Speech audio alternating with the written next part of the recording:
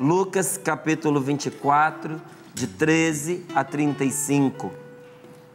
Diz assim a palavra de Deus.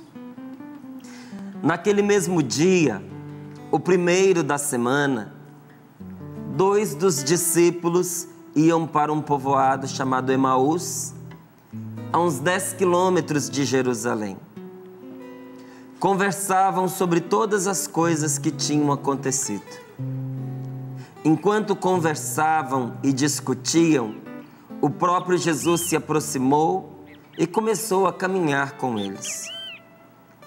Os seus olhos, porém, estavam como vendados, incapazes de reconhecê-lo. Então Jesus perguntou: "O que andais conversando pelo caminho?" Eles pararam, com o rosto triste, e um deles, chamado Cleofas, lhe disse: "És tu o único peregrino em Jerusalém que não sabe o que lá aconteceu nesses dias?" E Jesus perguntou: "O que foi?" Eles responderam: "O que aconteceu com Jesus, o Nazareno, que foi um profeta poderoso em obras e palavras diante de Deus e diante de todo o povo. Os sumos sacerdotes e as nossas autoridades o entregaram para ser condenado à morte e o crucificaram. Nós esperávamos que fosse ele quem libertaria Israel. Mas com tudo isso, já faz 3 dias que todas essas coisas aconteceram. É verdade que algumas mulheres do nosso grupo nos assustaram. Elas foram de madrugada ao túmulo e não encontraram o corpo dele, então voltaram dizendo que tinham visto anjos e que estes afirmaram que ele está vivo. Alguns dos nossos foram ao túmulo e encontraram as coisas como as mulheres tinham dito. A ele, porém, ninguém viu." Então Jesus lhes disse: "Como sois sem inteligência e lentos para crer em tudo que os profetas falaram. Não era necessário que o Cristo sofresse tudo isso para entrar na sua glória?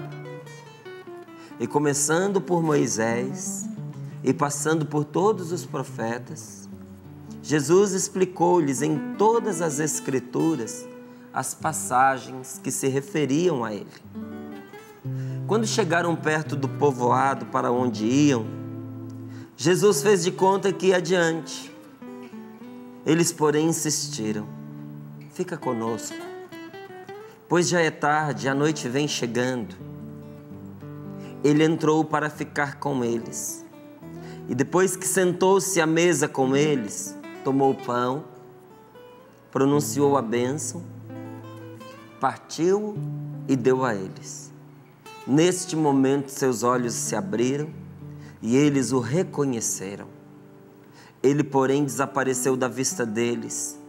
Então um disse ao outro: "Não estava ardendo o nosso coração quando ele nos falava pelo caminho e nos explicava as Escrituras?"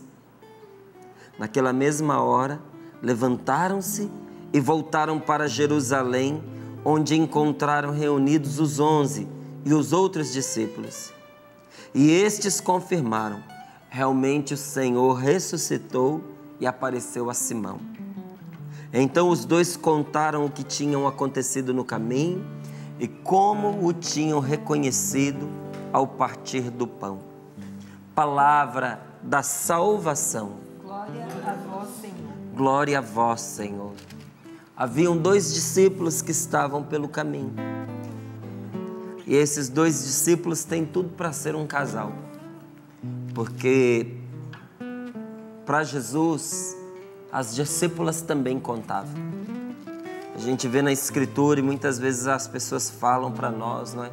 Quando dão um curso de teologia, quando fazem uma pregação mais explicada e contam que a Escritura ela não contava as mulheres. No Antigo Testamento não se conta as mulheres.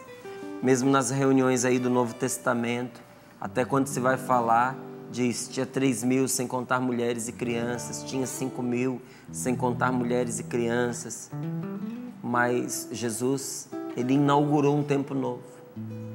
Porque para Jesus, as mulheres e os homens tinham o mesmo valor. E ele fazia questão de mostrar isso com as suas atitudes, com o seu testemunho de vida. Então, para ele, as discípulas contavam. Jesus tinha discípulas. E é provável que esse outro discípulo que caminhava com Cleófas pelo caminho seja a sua esposa. E os dois iam desanimados, entristecidos, abatidos, porque eles haviam colocado a sua esperança em Jesus. Eles haviam colocado a sua esperança naquele que Deus enviou. E olhando para Jesus, eles viam todos os sinais de que ele era o profeta, prometido pela Sagrada Escritura, o mestre vindo da parte de Deus, o Filho de Deus tão esperado, o Messias, aquele que libertaria Israel das mãos dos romanos e de toda a escravidão. Aquele que colocaria o povo de Deus em primeiro lugar. Só que depois de terem enchido seu coração de esperança, eles foram vendo aí com essa via sacra, não é? Com todos os sofrimentos que Jesus foi passando, eles foram desanimando e pensando: como pode o Filho de Deus, enviado com o poder de Deus, esse poder que cura os doentes, esse poder que traz os mortos de volta à vida, esse poder que vence os demônios, como pode este homem ter que passar por todo este sofrimento e agora a morte? Já havia 3 dias que Jesus tinha morrido. E esses 2 discípulos estavam voltando para a vida velha que eles tinham, a vida antes de Jesus. Eles estavam de costas para Jerusalém, estavam de costas para a cidade santa, de costas para o templo, de costas para a casa de Deus. Estavam indo embora, voltar para os seus afazeres, porque já não valia mais a pena continuar acreditando em tudo aquilo que foi tão bonito, porque quem anunciou isso agora estava morto. Eles estavam desanimados e eles estavam desistindo.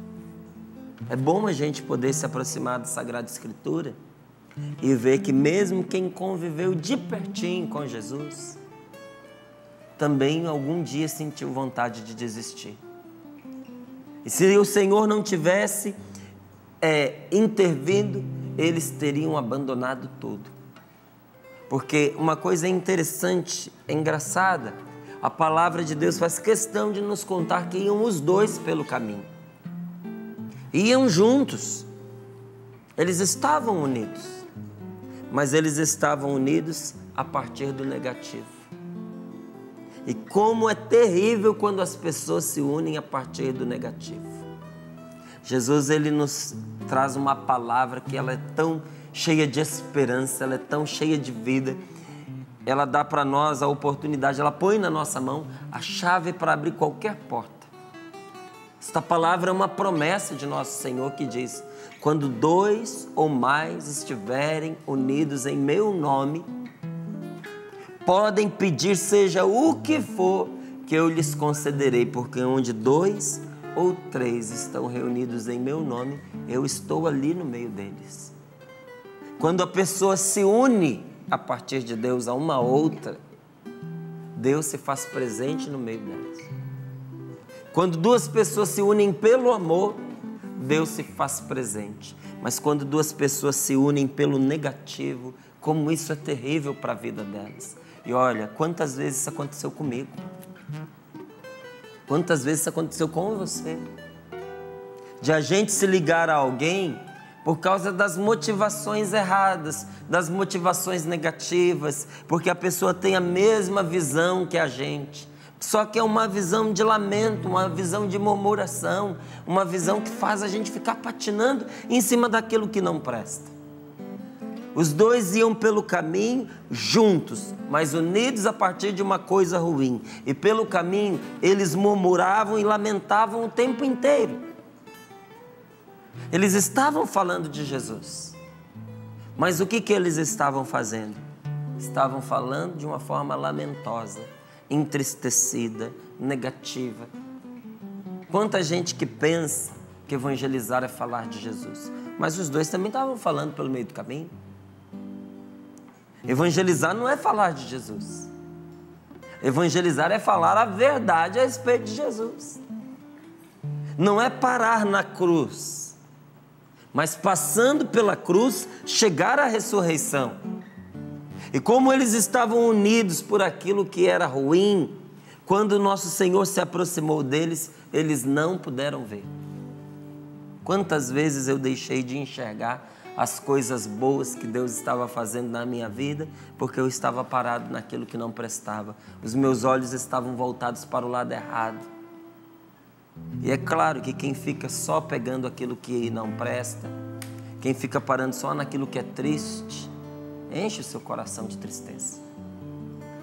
Todas as vezes que eu deixo de olhar para o que é bom e de tirar proveito das coisas que me acontecem na vida, o meu coração vai se enchendo de tristeza. E os dois estavam cegos de tristeza, porque eles só olhavam para os problemas. Com a morte de nosso Senhor Jesus Cristo, tinham muitos problemas para eles enfrentarem. Não é? Porque agora eles voltavam para casa, depois de ter seguido Jesus. Com certeza gente na família deles que não gostava de Jesus, que não aprovava a decisão deles, estava lá esperando para poder dizer: ué, vocês não iam evangelizar? Vocês não resolveram seguir aquele mestre lá da Galileia? Nós avisamos para vocês que não valia a pena. Mas vocês deixaram tudo, vocês se desocuparam da família de vocês, vocês negligenciaram o trabalho de vocês para poder seguir esse homem. E agora, o que foi que aconteceu? Morreu, né? A gente avisou, tá vendo?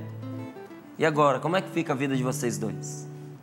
Vão retomar as coisas que vocês faziam antes? A casa estava parada, o trabalho estava parado, muitas humilhações os esperavam. E outra, eles eram discípulos de Jesus. Eles ainda corriam o risco de serem perseguidos por serem discípulos do Senhor. Porque na época, quando se matava o mestre, eles iam atrás dos discípulos, porque era desse jeito que você arrancava uma doutrina. Não era matando só a cabeça, mas aqueles que seguiam também, que era para arrasar com o assunto. E Cleofas e o outro discípulo iam pelo caminho pensando justamente a respeito disso. Jesus se aproximou deles e eles não puderam ver. Primeiro, porque eles estavam cegos de tristeza. Segundo, porque eles só olhavam para os problemas. E terceiro, porque sem fazer um discernimento, sem ouvir qual era a vontade de Deus para os dois, eles já tinham decidido o seu caminho. Quantas vezes a gente não enxerga a presença de Deus junto de nós? Porque primeiro, a gente se deixa dominar pela tristeza e a tristeza cega. Segundo, todas as vezes que a gente para de rezar, todas as vezes que a gente tira os olhos das coisas do céu, para colocar os nossos olhos só nos problemas, nós nos tornamos incapazes, incompetentes para enxergar a presença de Deus no nosso caminho. E terceiro ponto, todas as vezes que nós tomamos uma decisão que vai orientar a nossa vida sem Deus, isso nos faz cada vez mais nos afastar de Deus.